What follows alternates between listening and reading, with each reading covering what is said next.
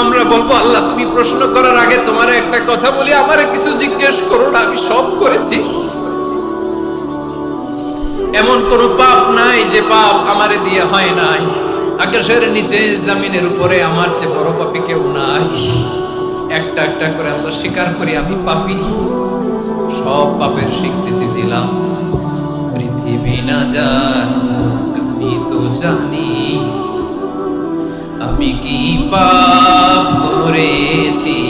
হায় আমার পাপের করলে বিচার, বাঁচার আমার নাই উপায়।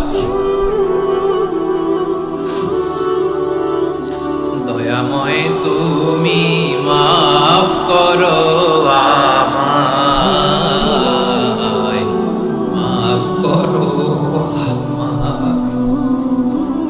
আল্লাহ তাআলা যদি দয়া করে আমাদেরকে মাফ না করে, আমাদের বাঁচার কোনো উপায় নাই। আপনি কি ভেবেছেন আপনার নামাজ দিয়ে আপনি জান্নাতে যাবেন? আপনি তাহাজ্জুদ গুজার, সেজদা দিতে দিতে কপালে দাগ ফেলেছেন, এটা আপনারা জান্নাতে নেবে না।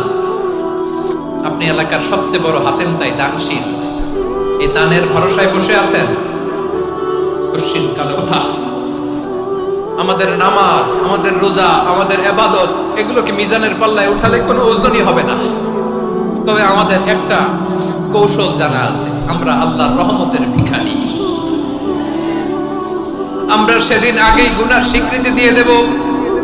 আমরা বলবো আল্লাহ তুমি প্রশ্ন করার আগে তোমার একটা কথা বলি, আমারে কিছু জিজ্ঞেস করো না, আমি সব করেছি। এমন কোন পাপ নাই যে পাপ আমারে দিয়ে হয় নাই।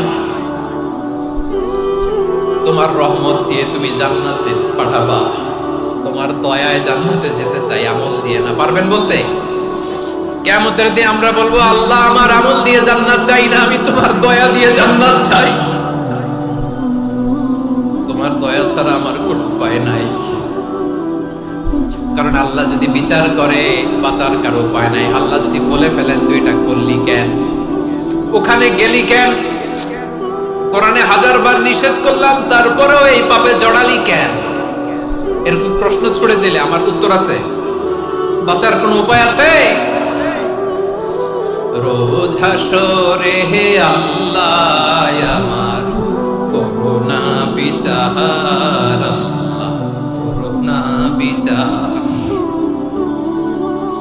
বিচার চাহি না তব দয়া চাই এ গুনাহগার, করুণা বিচার। আপনার আমল দিয়ে জান্নাতে যাবেন? কি দিয়ে যাবেন? আল্লাহর দয়া দিয়ে। আল্লাহর রহম আর দয়া ছাড়া কেউ জান্নাতের চেহারাও দেখতে পাবে না। আমার প্রিয় ভাইয়েরা, এই দোয়া আল্লাহর কাছে পছন্দনীয় হওয়ার কারণ তিনটা। দোয়ার প্রথম অংশে আছে তাওহীদ, আল্লাহর একত্ববাদের ঘোষণা। এই দোয়ার দ্বিতীয় অংশ আছে তাসবিহ, আল্লাহর প্রশংসা সূচক বাণী। এই দোয়ার 3 নাম্বার অংশ পাপের স্বীকৃতি। তাহলে আমরা সবাই গুনাহগার। আমরা আল্লাহর কাছে পাপের স্বীকৃতি দিয়ে বলবো ও আল্লাহ ইন্নী কুনতু মিনাজ জালিমিন, আমরা জুলুম করেছি, পাপ করেছি, অন্যায় করেছি, আল্লাহ বুঝতে পারি নাই। শয়তানের ওয়াসওয়াসায় পড়ে, বন্ধুর পাল্লায় পড়ে, নফসের খায়েশ মিটাতে যে আল্লাহ করে ফেলেছি। তুমি গুনাহ না মাফ না করলে আমাদের গুনাহ মাফ করার দ্বিতীয় কেউ নাই। ঠিক কিনা বলেন?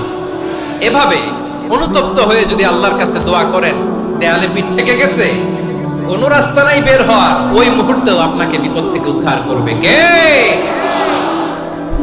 বিশ্বনবী চরম বিপদে পড়লে 2টা দোয়া পড়তেন। প্রথম হলো এটা, লা ইলাহা ইল্লা আনতা সুবহানাকা ইন্নী কুনতু মিনাল জালিমিন। এই দোয়াটা আমরা বেশি বেশি পড়ব প্রিয় ভাই। রাজি আছেন? সবাই আওয়াজ করে পড়ুন ইনশাআল্লাহ। আমার প্রিয় ভাইয়েরা, বিপদে পড়লে বিশ্বনবী আরো একটা দোয়া পড়তেন, লা ইলাহা ইল্লাল্লাহুল আযীমুল হালিম, লা ইলাহা ইল্লাল্লাহু রাব্বুল আরশিল আযীম, লা ইলাহা ইল্লাল্লাহু রাব্বুস সামাওয়াতি ওয়াল আরদি ওয়া রাব্বুল আরশিল কারীম। এই যে বললাম, রেকর্ড হয়ে গেছে। এখন তো আর ইনস্ট্যান্ট মুখস্থ না হলো, পরে মুখস্থ করে নেবেন। আল্লাহ ছাড়া কোনো উপাস্য নাই, তিনি সমহান, মহা সহিষ্ণু, আল্লাহ ছাড়া কোনো উপাস্য নাই, তিনি সুমহান আরশের অধিপতি। আল্লাহ ছাড়া কোনো উপাস্য নাই, তিনি আকাশের মালিক, জমিনের মালিক, তিনি সুবিশাল আরশের অধিপতি। সুবহানাল্লাহ পড়েন। এই দোয়াটা কেউ যদি পড়ে যদি এর ওসিলা করে দোয়া করে, তাকে বিপদ থেকে মুক্তি দেয় কে? মনে থাকবে আপনাদের? তাহলে বিপদের প্রথম ধাক্কায় কি যেন পড়তে হয়? ইন্না লিল্লাহ। তারপরে কি বলে আল্লাহর কাছে নিজেকে সঁপে দিতে হয়? দেয়ালে পিঠ থেকে গেলে লা ইলাহা ইল্লা আনতা সুবহানাকা ইন্নী কুনতু মিনাজ জালিমিন।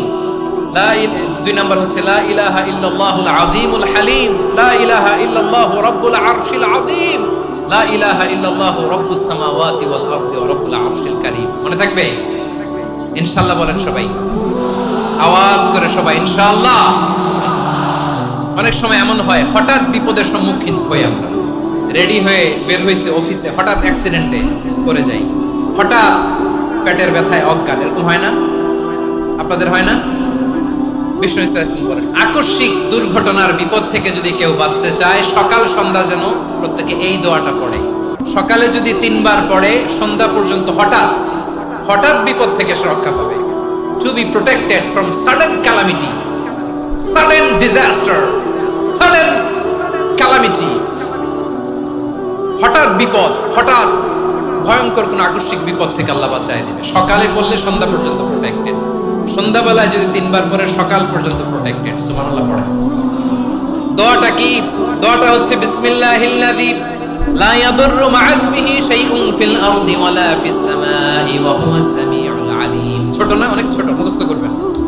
বিসমিল্লাহিল্লাযী লা ইয়াদুররু মা ইসমিহি শাইউন ফিল আরদি ওয়ালা ফিস সামা। ওই আল্লাহর নাম নিচ্ছি, যে আল্লাহর নামের বরকতে আকাশ জমিনের কোনো কিছু কারো কোনো ক্ষতি সাধন করতে পারে না। তিনি সর্বশ্রোতা, সর্বজ্ঞ। সুবহানাল্লাহ পড়েন। পড়বেন এই দোয়াটা, বিসমিল্লাহিল্লাযী লা ইয়াদুররু মা ইসমিহি শাইউন ফিল আরদি ওয়ালা ফিস সামাই ওয়া হুয়াস সামিউল আলিম। ফজরের পরে 3 বার, মাগরিবের পরে 3 বার যদি কেউ পড়ে, প্রোটেক্টেড, যে কোনো হঠাৎ বিপদ থেকে প্রোটেক্টেড। প্রোটেক্ট করেন কে? ওই আল্লাহর নাম নিচ্ছি, যে আল্লাহর নামের ওসিলায় আকাশ জমিনের কোনো কিছু কোনো ক্ষতি করতে পারে না। সুবহানাল্লাহ পড়েন। আচ্ছা, এবার আমাদের জীবনে দুশ্চিন্তা আছে না নাই বলেন? Tension, hyper tension, anxiety, depression, চিন্তা, টেনশন নাই, এরকম কে কে আছে দেখি? হাত তোলেন। ওই যে হাত তুলছে এক আল্লাহর ওলি, ওই যে। টেনশন নাই তোমার? মাশাআল্লাহ। ও না বুঝে তুলছে, জোকের চোটে, জোশের ঠেলায় ধাক্কায় তুলে ফেলছে। সবার জীবনে টেনশন আছে না নাই? এই দুশ্চিন্তা, পেরেশানি, মারাত্মক পেরেশানি থেকে মুক্তি পাওয়ার জন্য বিষ্ণু ইসলাম 2টো দোয়া পড়তেন। কয়টা? অনেকগুলো পড়তেন। স্পেশাল 2টো দোয়া আজকে আপনাদের শেখায় যাবো, শুনবেন না? কষ্ট হচ্ছে? সংক্ষিপ্ত মুনাজাত দিয়ে দেই। ওরে আল্লাহ, আমি তো 9:30 ক্রস করে ফেলছি মাসুদ ভাই, খেয়াল করি নাই। আরো কয়েক মিনিট। ঠিক আছে, ঠিক আছে।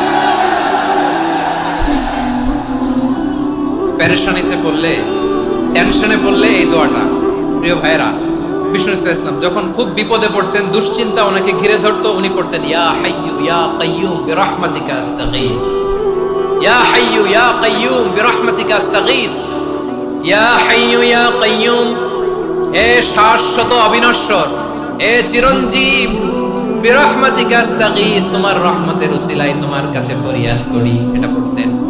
আবার আরেক বর্ণনায় এসেছে ইয়া হাইয়্যু ইয়া কাইয়্যুম বিরহমাতিকা আস্তাগীথ আসলিহ লি শা'নি কুল্লাহু ওয়া লা তাকিলনি ইলা নাফসি তারফাতা আইন। আসলিহ লি শা'নি কুল্লাহ, আল্লাহ আমার সবকিছু আপনি সেটেল করে দেন।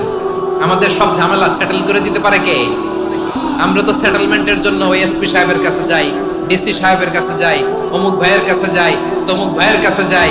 এই দোয়া পড়লে আরশের উপর থেকে আপনার ম্যাটার সেটেল করে দিবে কে? তাহলে পড়বেন ইয়া হাইয়্যু, এ চিরঞ্জীব। হাইয়্যু মানে চিরঞ্জীব, যিনি চিরকাল বেঁচে থাকবেন, মরবেন না। আল্লাহ মরবেন? তার কোনো লয় আছে? ক্ষয় আছে? সূরা রহমানে আল্লাহ বললেন কুল্লু মান আলাইহা ফানি ওয়া ইয়াবকা ওয়াজহু রাব্বিকা যুল জালালি ওয়াল ইকরাম ফাবিআইয়ি আলাই রাব্বিকুমা তুকাযযিবান। জমিনে যা আছে আছে সব ফান, ভ্যানিশ হয়ে যাবে, নিশ্চিহ্ন হয়ে যাবে, শেষ হয়ে যাবে, সব বিলুপ্ত হয়ে যাবে, একজন ছাড়া। জোরে বলেন তিনি কে?